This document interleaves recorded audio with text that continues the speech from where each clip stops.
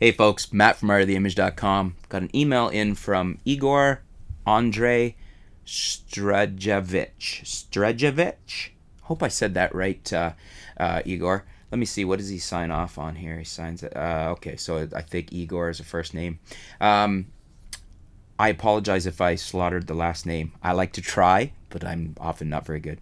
Hey Matt, I've seen almost all videos comparing the D750 and the D7200, so the Nikon D750, Nikon D7200, and all of them compare specs and image quality, so I get the image quality and low light performance is better on full frame, but what about the 1/200th sync speed and 1/4000th shutter on the D750?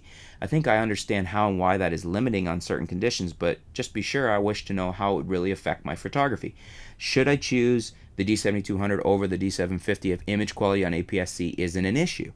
I have shot a T5, Canon T5i, moved to a D7100, and currently scouting for a full-frame D750 or the D7200 for the extra native ISO over the D7100 and better sensor processor.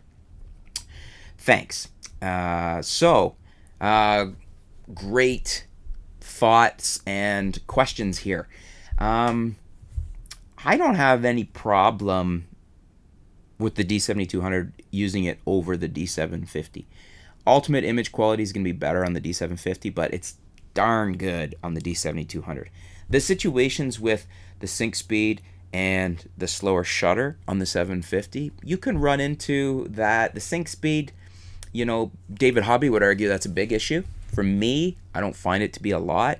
But you're going to have to decide how much off-camera lighting you're using, and is that, that the better sync speed something you want. The 1/4000th shutter, again, I guess it depends what you're shooting. It's nice to have 1/8000th of a shutter. I mean, it can help out for sure in certain lighting situations.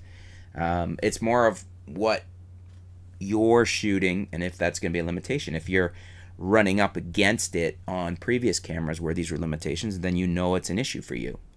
Those don't tend to be, I can work around those fairly easily, I find, for most of my shooting, but I don't know, it depends what you're shooting and what you think. The image quality, as I said, I don't think it's an issue on the D7200, and if you're shooting more sports or more wildlife or things where you might want the extra reach of an APS-C sensor with the same given lenses, then I think the D7200 is a solid choice. And maybe you're better off having two D7200 bodies shooting professionally, or even as an amateur or semi-professionally, than having one 750 and perhaps a lesser body.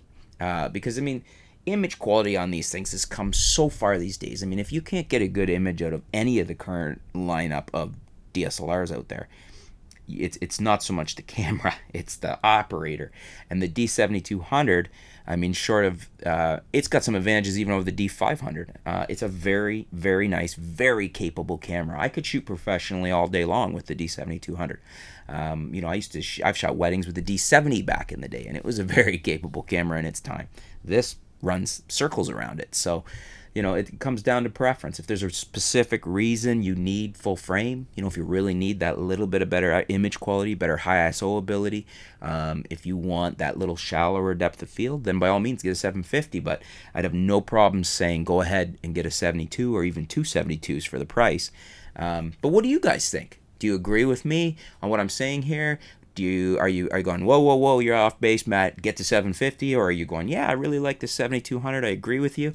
Let us know. Put in the comments below. Let's discuss it. What do you think? 7200, 750, and why? Let us know why. Thanks for your question, Igor, and stay tuned. We'll be back soon here at artoftheimage.com.